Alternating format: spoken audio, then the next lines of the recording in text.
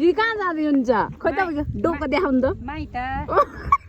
माइत जाँदा यो डोका के ल्याउनु नि हो एमा पाउर कहाँ लाने हो त पाउर घर दुध होइन होइन खिर बनाउनु नि यो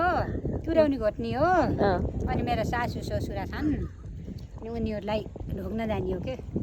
पुऱ्याउनु लगाएर पुऱ्याउनु लगाएर खोइ हेर न तपाईँको झोला यो कहाँ कहाँ हुनुहुन्छ तपाईँ अहिले म चाहिँ कहाँ भन्छु भने पारीको नाम नभएको डाँडा गर्छु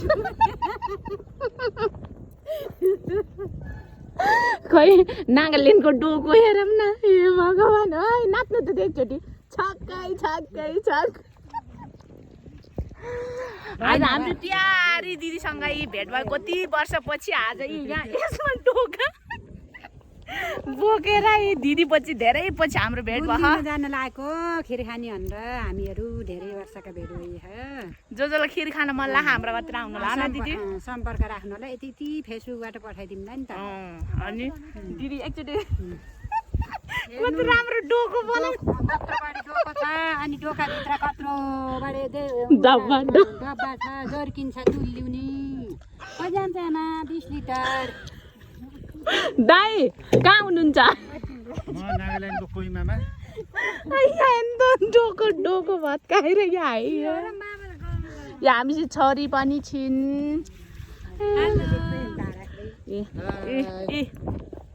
हाई नि दाइ कस्तो देखियो भन्दा पनि सबै एउटा गीत गाइदिनु न के गीत गाइदिनु एउटा गीत गाइदिनु त के गाइदिनु एउटा राम्रो गीत गाइदिनु न मान्छेलाई यस्तो लोभ लागोस् कि हाम्रो ठाउँमा आउनलाई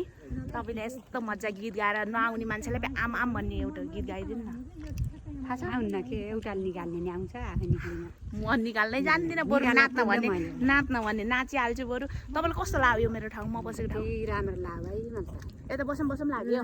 फेरि पनि आउनु होला है अनि मलाई यति ल्याउँछु र ल्याउँछु भन्छु त गाइस हजुरहरू पनि आउन सक्नुहुन्छ हाम्रो घरमा खिर खानालाई होइन दिदी मिठो मिठो चिनी हालेको अनि कति लिटर दुध भन्नुहुन्छ भने अहिले बोकेको डोकामा 20 लिटर जाने 20 लिटर जाने टुपुक्कै 5 लिटर 3 लिटर चाहिँ जान्न 20 लिटर एकैचोटि त्यसलाई घोटेर हेर्नु रातभरि लाएर घोटेर बिहान 4 बजीसम्म घोटेर खानु ल है गाइस हजुरहरू पनि आउनु र यहाँ फोटोसुट पनि हुँदैछ है यस्तो छ हाम्रो हामी बस्ने ठाउँ है अहिले